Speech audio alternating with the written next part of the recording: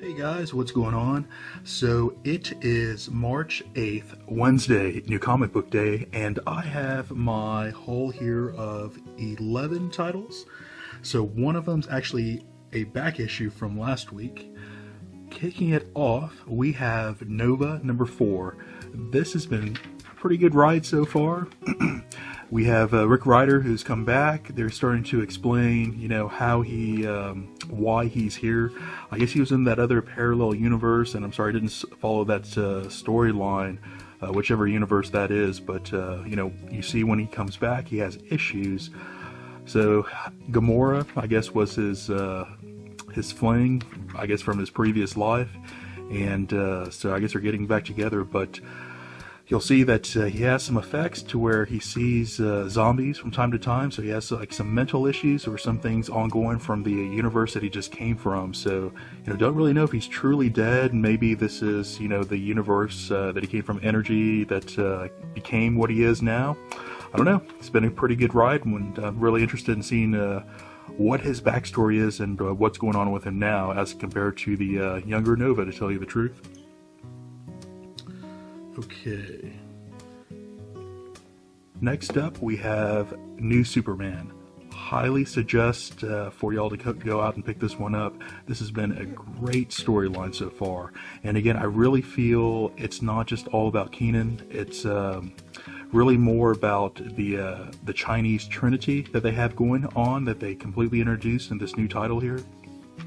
So you have the Chinese Batman in addition to the Chinese Wonder Woman, and it's really the combination of the three. And I truly feel that this should be called, the Chinese Justice League, in my opinion, because it's really beyond Kenan at this point in time, and really just the first issue is really all about him. Beyond that, it's really about the team. So yeah, this has been a really fun ride so far. Suggest for y'all to go pick this one up. Next up, we have Justice League America. I don't think that this one's getting very good reviews, so far, but I really enjoy it, and I feel it's a better start than what Justice League had. Going through the rebirths of the various characters, and the rebirth that then went into number 1, I believe, or I'm sorry, just the number 1 here.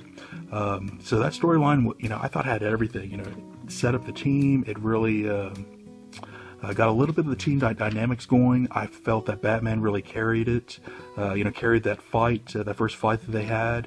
And so I really feel the first issue out really covered everything, in my opinion. So I don't know, it's getting a lot of negative reviews. I'm not really totally on board with that, but I enjoy this so far, and really would like to see where they take this one. So yeah, I'm going to be on this one for a while, and I actually may be canceling Justice League, pending what this latest story arc, where that goes. Okay, so next up we have The Flash. This has turned out to be a pretty good run so far. I thought the beginning was kind of slow, but it kind of picked up once it got to the teens numbering here. But yeah, this has been pretty good. They did change the art, and I guess the art may be better than before, but I don't know. I would really like something a little bit better than this, to tell you the truth. This is I'd say this artwork is more like a 3 out of 5 in my opinion. So I really like the super high detail when it comes to the superhero side of things. So yeah, this has been a pretty good storyline so far. I really enjoy the new Wally West that's going on here. They're starting to develop his character a little bit more. So enjoy The Flash. That last Rogue series was great. So we're going to see what this new story arc brings here. Okay, next up we have Khaal. Number 1, I thought was phenomenal. Number 2, I really don't know. That was a little unexpected. The way that they bring some of his other family members to the table, that they introduce them, and so you see that he has brothers, and I don't know, man. Like number 2 seemed like the dialogue that came from Khaal in number 2 did not fit the Khaal that was introduced in number 1, in my opinion. So number 2 kind of threw me for a loop a little bit, to where it kind of knocked down the overall title status, in my mind at least, that this carried. And so number 3, I think I'm going to finish off the series, but I'm really hoping number 3 kind of carries, digs out that storyline that's in the hole right now, in my opinion. So yeah, we'll see where Khaal goes. The artwork has been great so far. It's just that storyline took a little bit of a turn in number 2. Alright, next up we have the Dregs, and this was the one back issue that I was talking about, so I really had 10 new titles for this week. But, so this one should have come in last week. It wasn't in my box, it was in my box this week for some reason. But, you know, I did receive Dregs number 1 through, man, either Comic Boxer or Blind Comics, and I really enjoyed it. I skipped it. I think when it came out originally, the premise seemed okay, but I think I skipped on it. Maybe my LCS didn't have it, so I didn't pick it up. I can't remember about number 1, but getting it through my monthly subscription, I thought it had a pretty good storyline, so I went ahead and subscribed to it. So, you know, this one here, there's you know, issues with the homeless, and you know, you find out just from the premise that the society kind of treats these homeless, I mean, they become cattle. And I'm not really sure if everyone's aware that they're utilizing the humans, you know, as cattle or not. I'm not sure if society has accepted it or if they're unaware of what the restaurant owners are doing. So I can't remember if they exposed that or not. I don't think so, if I recall number 1 correctly. But yeah, this one started off pretty good, so I'm willing to see where this one goes here. Okay, next up we have Green Valley. I've really enjoyed this title so far. I think the trade paperback came out not too long ago for number 1, so I would highly suggest to pick that one up. So this one, you know, includes like the night fantasy side of things, but you see that there's time travel included as well. So, you know, kind of a sci-fi feel to it. I thought the artwork was phenomenal. You know, I'd really give this like a 4.25 out of 5. So the storyline is there for me. You know, the action, the dialogue is there, the art's there. So if you enjoy, you know, the sci-fi fantasy type of storylines, I highly suggest for you to go pick this one up. Time travel's involved. This has been a great run so far. Okay, next up we have a brand new title, Grass Kings, and I've really enjoyed everything that I've read by Matt Kindt so far. So, you know, Ether was that other current one that he has out there.